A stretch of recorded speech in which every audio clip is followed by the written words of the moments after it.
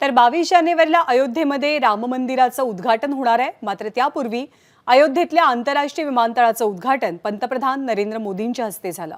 याच विमानतळाच्या इमारतीवरचं canvas painting सर्वांचं लक्ष वेधून घेतंय। ही सगळी पेंटिंग साकारली आहेत नाशिकमधल्या कलाकारांनी। कॅनव्हास पेंटिंग साकारण्याचा मराठी कलाकारांचा अनुभव कसा होता जाणून घेतले प्रांजल कुलकर्णी यांनी। 22 जानेवारीला होणाऱ्या अयोध्येतील राम मंदिराच्या सोहळ्याकडे खरं तर अवघ्या देशभराचं लक्ष हे लागलेलं आहे।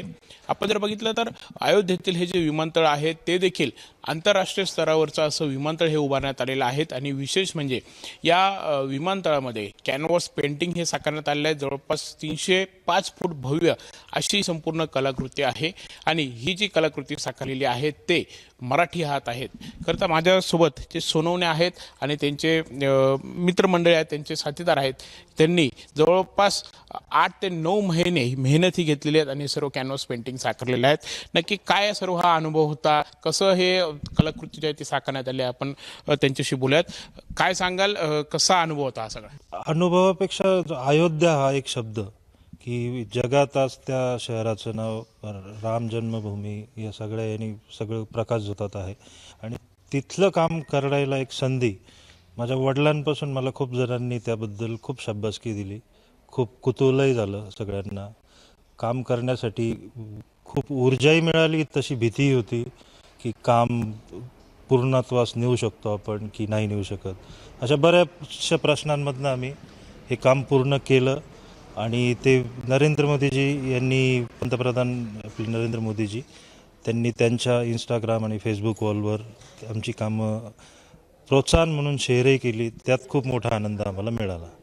मला पहिले सांगा की तुमची निवड कशी झाली, तुम्हाला कसं काय हे पूर्ण काम मिळालं, कसं तुमच्याशी कॉन्टॅक्ट संपर्क साधला? याचा ही जो एअरपोर्ट अथॉरिटी ऑफ इंडिया जी ऑफिस आहे, मिनिस्ट्री आहे, तिकडनं एक 7 ते 8 ग्रुप्सला हे सगळं काम डिवाईड करण्यात आलं त्यांच्याकडनं आणि ही सगळी प्रोसेस जवळपास 4 ते 5 महिने चालली, फक्त डिझायनिंग।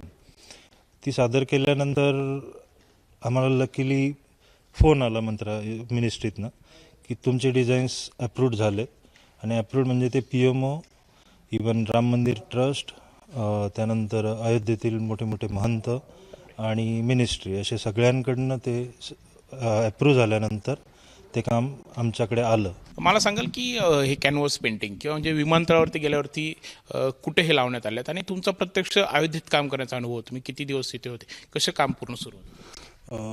आपण अयोध्या एअरपोर्टला जर गेलात तर तुम्ही जसे एंटर कराल तर समोरच्याच वॉलवर तुम्हाला भव्य असं 305 फूट बाय 17 फुटाचं कॅनव्हासचं पेंटिंग, आकर्षक पेंटिंग, त्यात पूर्ण रामाच्या जन्मापासून जीवनपट तुम्हाला पूर्ण उलगडेल त्या पूर्ण 300 फुटाच्या पेंटिंग म्हणून। कुठली शैली किंवा कशा पद्धतीने केलं आहे सगळं? यात आम्ही भारतीय साधारण 1000 वर्षापूर्वीपासून किंवा 2000 वर्षापूर्वीपासून ज्या कला परंपरा, म्हणजे त्यात पटचित्र आहेत, मधुबनी आहे, त्यात कलमकारी आहे, अशा बऱ्याचशा चित्रशैलींचा अभ्यास करून त्यातनं काही नवीन, काही फ्युजन म्हणून शकतो आपण त्याला, की ते आम्ही तयार करून डिझायनिंगमध्येच इम्प्लिमेंट करून तेच आम्ही सादर केलं होतं।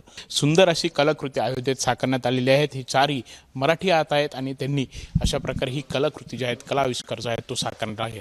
कॅमेरामन मयूर बारकेजीसह प्रांजल कुलकर्णी, ABP माझा, नाशिक। ABP माझा, उघडा डोळे बघा नीट।